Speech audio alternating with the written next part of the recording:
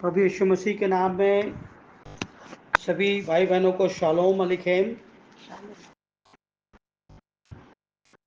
और ये message Ebenezer gospel TV के माध्यम से जो खारघर मुंबई महाराष्ट्र में हैं उनके लिए रिकॉर्ड किया जा रहा है और ये यूट्यूब के माध्यम से सर्कुलेट किया जाता है। प्रभु आपको बड़ी आशीष दे। हम ध्यान करेंगे आज याकूब की पत्री से, उसके 2 अध्याय से और 14 वचन से लेकर 26 वचन तक हम पढ़ेंगे। यहाँ लिखा है, हे मेरे भाइयों, यदि कोई कहे कि मुझे विश्वास है पर कर्म ना करता हो तो इससे क्या लाभ? क्या ऐसा विश्वास कभी उसका उद्धार करा सकता है?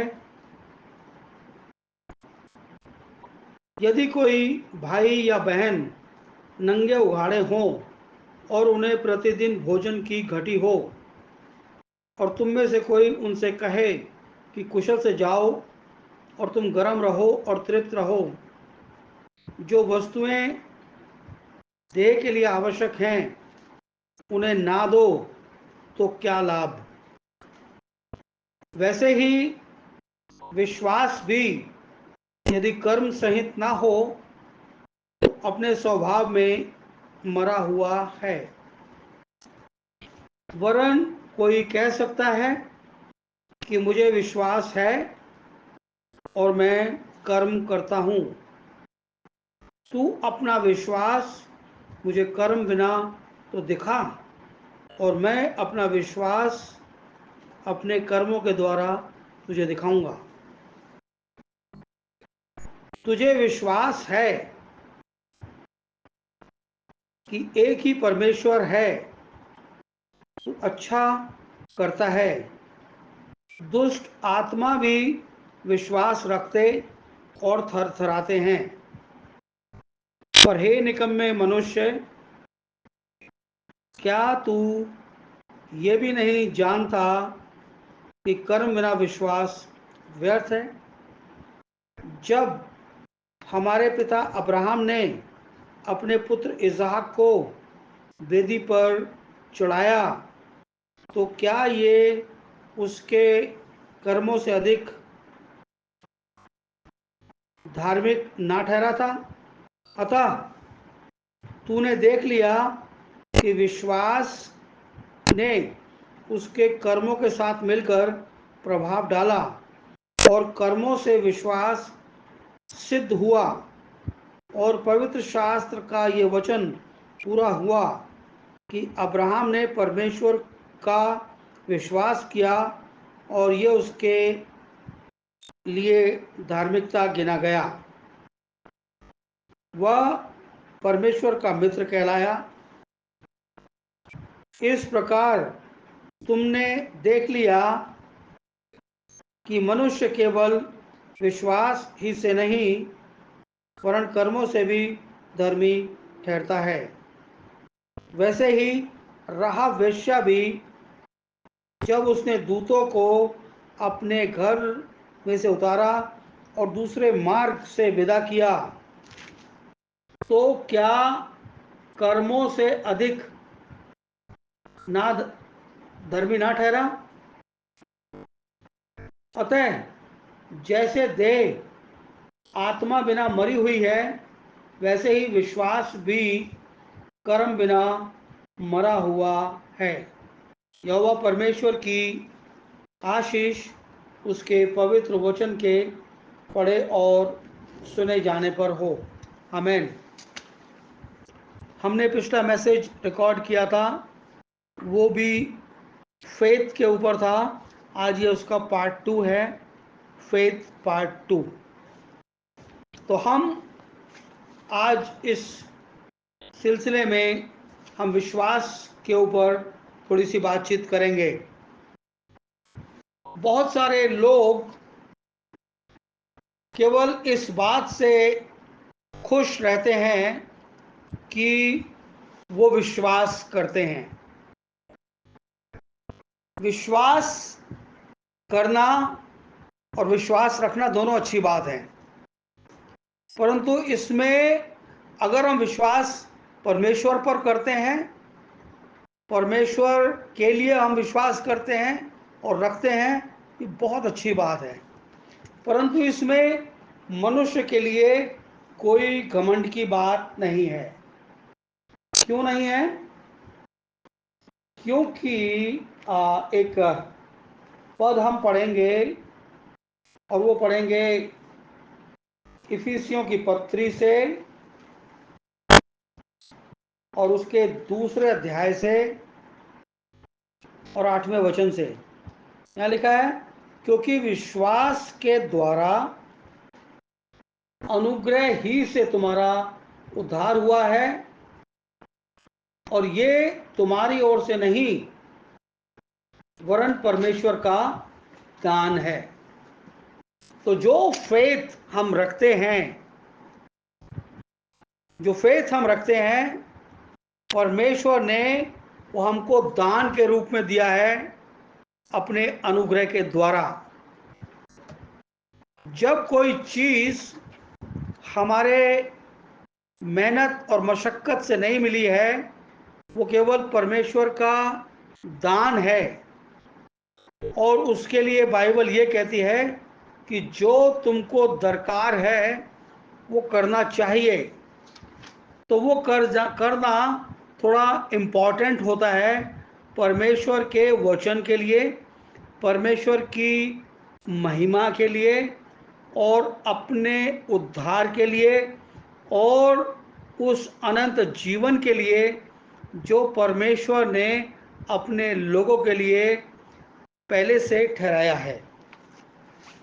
जब हम ये बात करते हैं कि विश्वास हमें है, ये बहुत अच्छी बात है, पर विश्वास के उलट कोई काम हमारी ज़िंदगी से ना हो, इसका बिल्कुल भरसक हमें प्रयास करना चाहिए, और हर एक उस बात से बचना चाहिए जिससे विश्वास हमको बचने की चेतावनी देता है। मैं एक पद और पढ़ देता हूँ यहाँ पर। वो मैंने कई मर्तबा पढ़ा है, बट जब कभी भी फेथ की बात आती है तो उसको पढ़ना उतना ही इम्पॉर्टेंट हो जाता है। और ये यहूदा की पत्री में 3रा पद है। ये कहता है कि हे प्रियो, जब मैं तुम्हें उस उद्धार के विषय में लिखने में अत्यंत परिश्रम से प्रयत्न कर रहा था, जिसमें हम सब सहभागी हैं, तो मैंने तुम्हें ये समझाना आवश्यक जाना कि उस विश्वास के लिए पूरा यत्न करो जो पवित्र लोगों को एक ही बार सौंपा गया है। तो विश्वास परमेश्वर ने पवित्र लोगों को एक ही बार सौंपा है, उसमें कोई रद्दो बदल नहीं हो सकता। और जब विश्वास मिल गया है तो उस विश्वास के अनुसार हमें उन कार्यों को भी अंजाम देना है। अगर परमेश्वर का वचन हमसे कहता है कि तू दुष्टों के मार्ग पे मत चल, तो हमें उससे बचना चाहिए, उसकी ओर ध्यान नहीं करना चाहिए। परमेश्वर का वचन कहता है कि तुम कोई अशुद्ध वस्तु मत ग्रहण करो, तो हमको अशुद्ध वस्तु जिससे परमेश्वर का वचन परहेज करने के लिए कहता है, उसको हमको ग्रहण नहीं करना चाहिए। और ऐसी संगति की बात, हमारे पवित्र आचरण की बात, और दूसरी कोई भी ऐसी बात हो जिससे परमेश्वर का वचन हमसे ये कहता है कि हमें उससे परहेज रखना चाहिए, तो हमें उससे डिस्टेंस बना के रखना चाहिए। क्योंकि यहूदा की पत्री में जो लिखा है वो कहता है कि मैं उस उद्धार के विषय में लिखने में अत्यंत परिश्रम के साथ प्रयत्न कर रहा था। तो हमें भी उस अत्यंत परिश्रम के साथ हर जतन करना चाहिए कि हम विश्वास के खिलाफत में ना जाएं। कुछ तार्किक बातें होती हैं जो दो धारी होती हैं, और उन तार्किक बातों का इम्पैक्ट पॉजिटिव भी होता है, नेगेटिव भी होता है। हमें उनको बारीकी से परख लेना चाहिए, क्योंकि वो हमारे अनंत जीवन की बात हम कर रहे हैं, हमारे अनंत जीवन की हम बात कर रहे हैं। तो इस संदर्भ में हमें बड़े ही केयरफुलनेस के साथ रहना चाहिए। यदि कोई भाई या बहन नंगे उघाड़े हों और उन्हें प्रतिदिन भोजन की घटी हो, और तुम में से कोई उन्हें कहे कि कुशल से जाओ, गर्म रहो, तृप्त रहो, और जो वस्तुएं उनकी देह के लिए आवश्यक हैं वो उन्हें ना दो, तो उसका क्या लाभ। ये बात अक्सर कही जाती है कि परमेश्वर को शरीर में होकर प्रसन्न नहीं किया जाता। और ये बात मैं पहले एक दफ़ा कंफर्म कर चुका हूँ कि जब हम विश्वास के द्वारा, जब हमको वो आत्मा मिलता है जो हमको आत्मिक जीवन धारण करने के लिए दिया गया है, और जब हम उसकी आत्मिकता में आ जाते हैं, तब हम परमेश्वर के करीब में रहते हैं। परंतु क्योंकि हम उस आत्मीयता में 100% और 24 घंटे केयरफुल नहीं रहते, ये बिल्कुल यूनिवर्सल ट्रुथ है। हम दूसरी दुनियावी क्रियाकलाप भी करते हैं, परंतु मेरा अभिप्राय यहाँ पे कुछ और बात से नहीं, वो ये है कि अगर किसी पवित्र जन को या अन्य भी किसी व्यक्ति को किसी ऐसी वस्तु की आवश्यक है जो उसके जीवन यापन के लिए बहुत ज़्यादा ज़रूरी है, चाहे वो खाद्य सामग्री हो, चाहे वो पहनने के लिए कपड़ा हो, या ओढ़ने के लिए कोई ऐसी गर्म वस्तु हो। सर्दियों के दिनों में हम जानते हैं कि आप अच्छा भोजन कर लें, मगर आपको एक गर्म रजाई या कंबल की आवश्यकता होती है, ताकि आप रात में अपनी उस ठंड को काट सकें।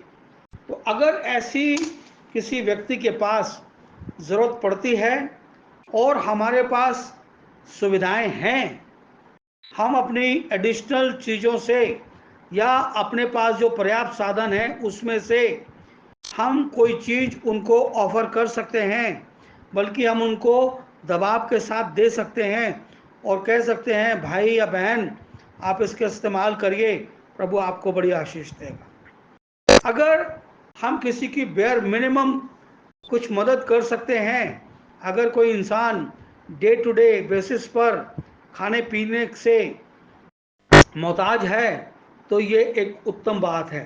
क्योंकि अगर हमारे पास विश्वास है, तो विश्वास हमें दान करने के लिए भी कहता है। हाथ का जो आभूषण है वो दान है। हाथ से दिया हुई चीज़ परमेश्वर उसको प्रसन्न करता है, परमेश्वर उससे प्रसन्न होता है, बट वो एक बिल्कुल कंसर्न व्यक्ति को दिया जाए। So I hope I am clear here. वैसे ही विश्वास भी यदि कर्म सहित ना हो तो स्वभाव से मुर्दा है। एक व्यक्ति के पास बहुतायत से सब कुछ है, परंतु जिसकी अभी मैंने पीछे व्याख्या करी कि उसके पास प्रतिदिन की रोटी की घटी है और वो उसको अपनी बढ़ती में से नहीं दे पा रहा, तो ये क्या होगा, मैं इसके ऊपर कोई टिप्पणी नहीं करूँगा, परंतु ये उस व्यक्ति के लिए उचित नहीं है। क्यों उचित नहीं है? हमने एक एग्जाम्पल, एक दृष्टांत को पढ़ा है, और वो है रईसजादे का और उस लाजर का, जिसके घाव हो गए थे और पीड़ा में था और वो मर गया था, और वो रईसजादा भी मर गया था।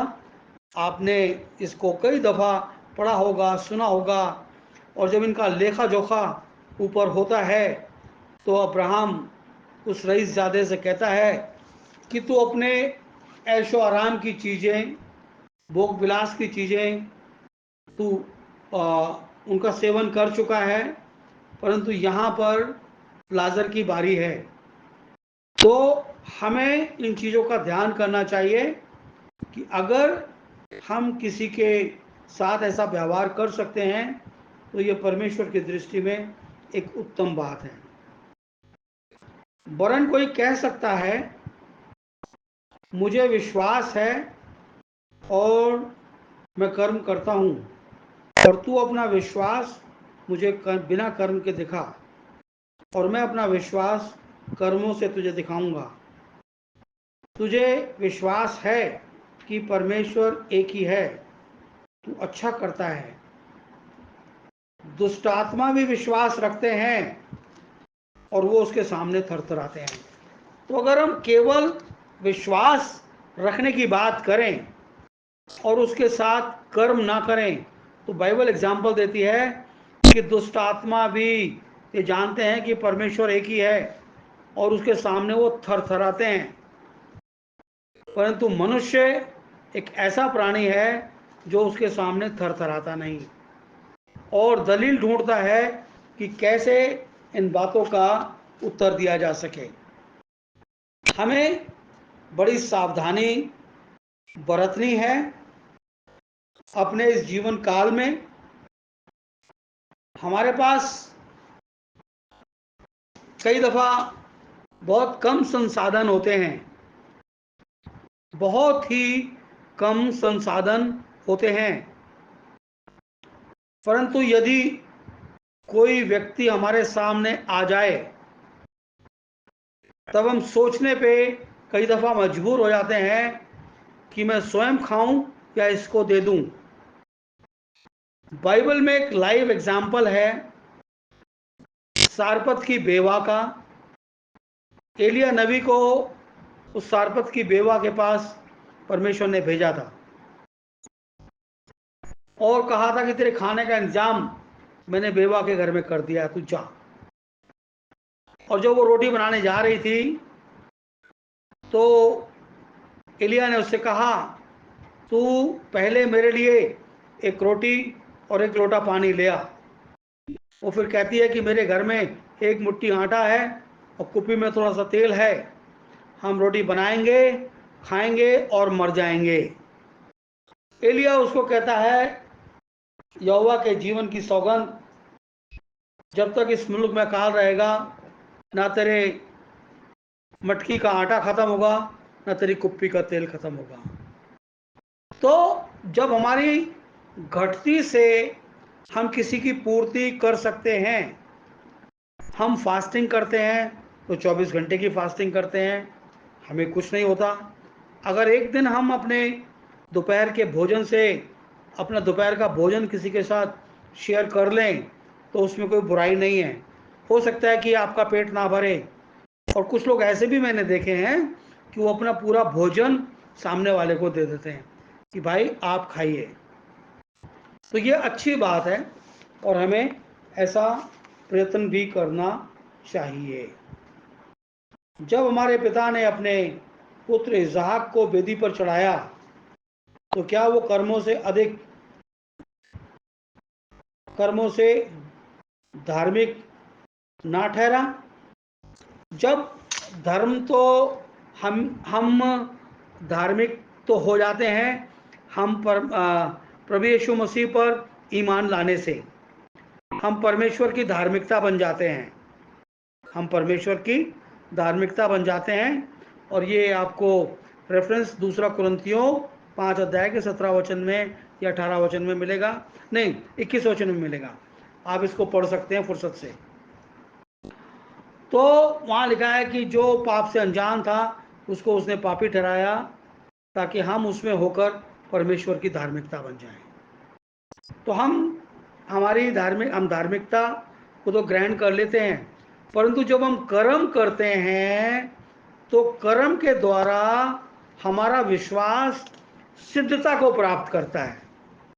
हम उस विश्वास को सिद्ध कर देते हैं, क्योंकि यहाँ लिखा है 22 पद में लिखा है, अतः तूने देख लिया कि विश्वास उसके कर्मों के साथ मिलकर प्रभाव डाला और कर्मों से विश्वास सिद्ध हुआ। जो विश्वास हम करते हैं उस विश्वास को सिद्ध करने के लिए हमें उस कंसर्निंग काम को करना भी आवश्यक है।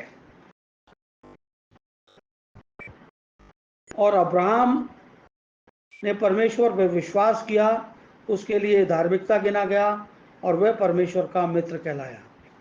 24 वचन, इसी प्रकार तुमने देख लिया कि मनुष्य केवल विश्वास ही से नहीं वरन कर्मों से भी धर्मी ठहरता है। कर्म इन द सेंस कि जब आप विश्वास करते हैं तो विश्वास को सिद्ध करने के लिए आपको एक कर्म करना पड़ता है और उस कर्म का नाम है बपतिस्मा लेना। जब हम बैप्टिज्म लेते हैं वो हमारा कर्म है, वो हमें उसको करना है। और जब तक हम उसमें कर्म उस कार्य को अंजाम नहीं देते तब तक हम प्रभु यीशु मसीह में होकर परमेश्वर की धार्मिकता नहीं बन जाते। That you need to note that very carefully, और उसका ध्यान हमें करना चाहिए। दूसरा कुरिन्थियों, मैं इसको पढ़ देता हूँ ताकि रिकॉर्ड में आ जाएगा। दूसरा कुरिन्थियों 5 अध्याय और उसका 21 वचन। यहाँ लिखा है, जो पाप से अज्ञात था उसी को हमारे लिए पाप ठहराया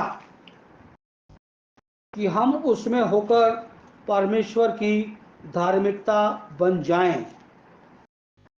जब परमेश्वर का एक इतना बड़ा इंतजाम इसलिए किया गया कि हम जब यीशु मसीह के ऊपर ईमान लाते हैं और उसकी आज्ञा के अनुसार हम उस बपतिस्मे के द्वारा उसकी देह में शरीक होते हैं।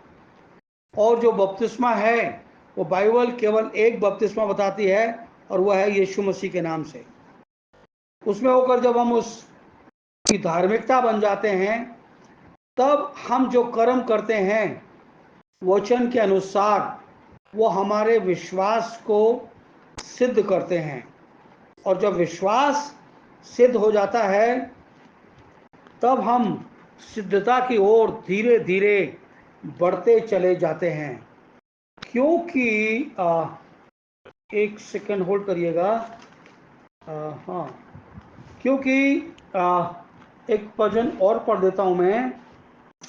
दूसरा कुरिन्थियों 3 अध्याय का 18 वचन। यहाँ लिखा है, परंतु जब हम सबके उघाड़े चेहरे प्रभु का प्रताप इस प्रकार प्रकट होता है जिस प्रकार दर्पण में, तो प्रभु के द्वारा जो आत्मा है हम उसी तेजस्वी रूप में अंश अंश करके बदलते चले जाते हैं। तो जब हम परमेश्वर की धार्मिकता बनते हैं यीशु मसीह में आकर, और जो हमारे जिन कार्य को हमें करना है उनको करते रहने से हमारा विश्वास सिद्ध होता है और वो एकदम परफेक्ट नहीं हो जाता, हम अंश अंश करके बदलते हैं, ग्लोरी टू ग्लोरी। और जब हम ग्लोरी टू ग्लोरी की बात करते हैं तो हम डेली की लाइफ में हमें तब्दीली हमारी ज़िंदगी के अंदर आनी चाहिए। कई दफ़ा ऐसा होता है कि लोग चर्च के समय काफ़ी सीरियस रहते हैं और चर्च के तुरंत बाद वो थोड़ा सा मजाकिया मूड में आ जाते हैं।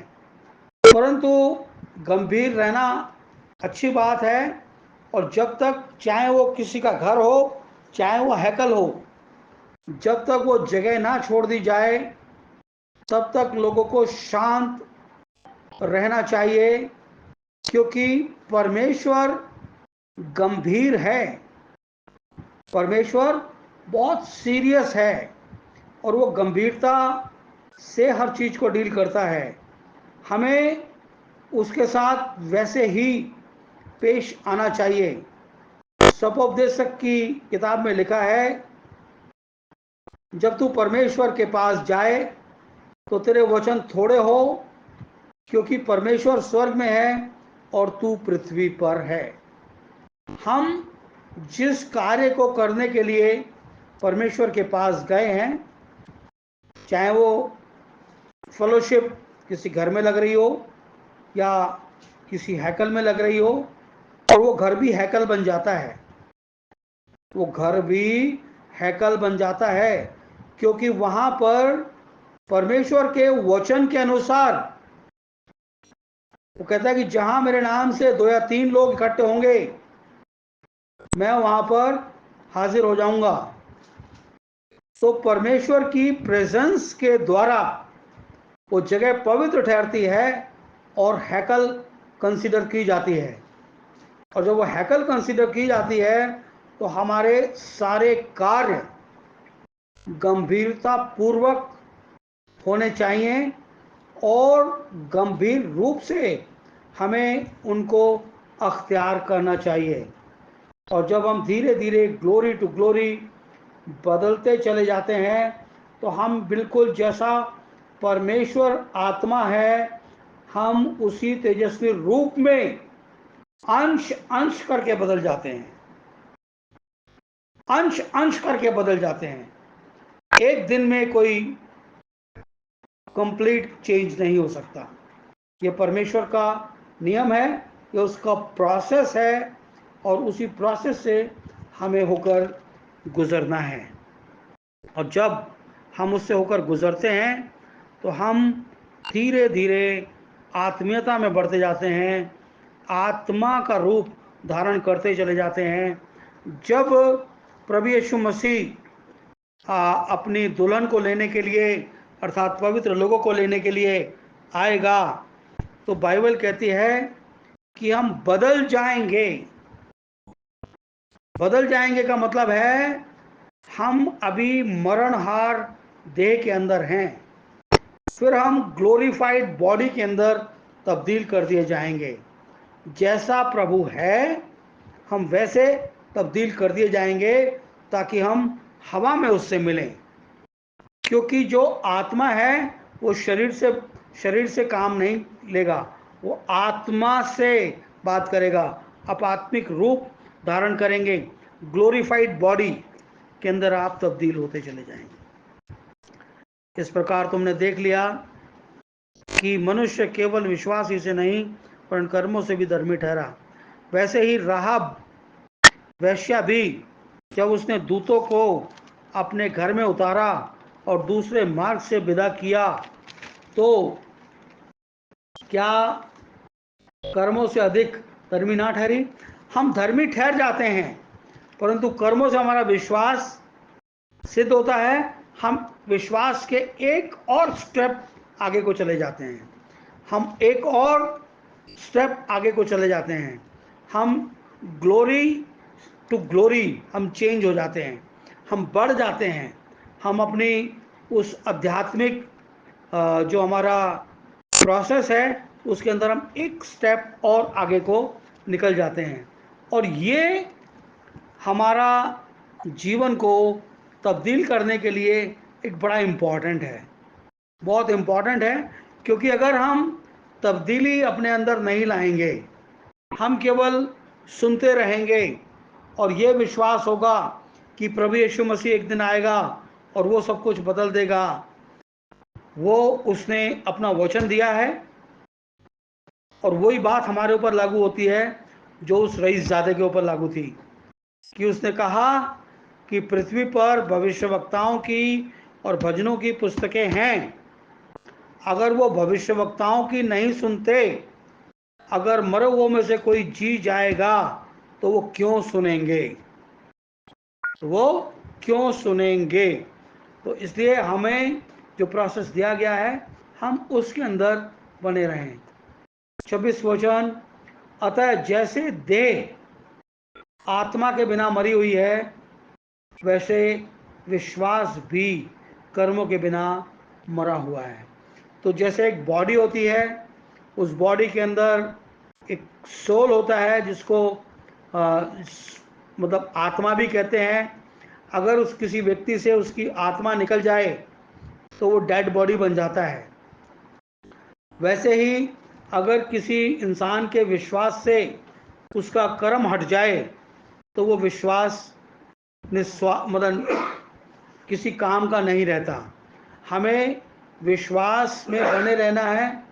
जो वचन हमें कार्य करने के लिए प्रेरित करता है उसको हमें बड़े गंभीरता से करते रहना है, ताकि हम सब के सब जो प्रभु यीशु मसीह में पाए जाते हैं परमेश्वर की धार्मिकता बन जाएं और हम सबका विश्वास सिद्ध हो जाए। और वो जो विश्वास सिद्ध हो गया है वो ग्लोरी टू ग्लोरी चेंज होता हुआ चला जाए। और जब प्रभु यीशु मसीह आए तो वो वास्तव में हमें देखे और हमें उस विश्वास के अनुसार, हमारे ईमान के अनुसार, हमें चाहे हम जिंदा हों चाहे मर गए हों, जब हम जलाए जाएंगे तो वो हमको आसमान पे ले जाने के प्रोसेस में डाले। तो प्रभु आप सबको एबेनेज़र गॉस्पल मिनिस्ट्री के भाइयों को बहुत आशीष दे। मेरी तमाम शुभकामनाएं आपके साथ।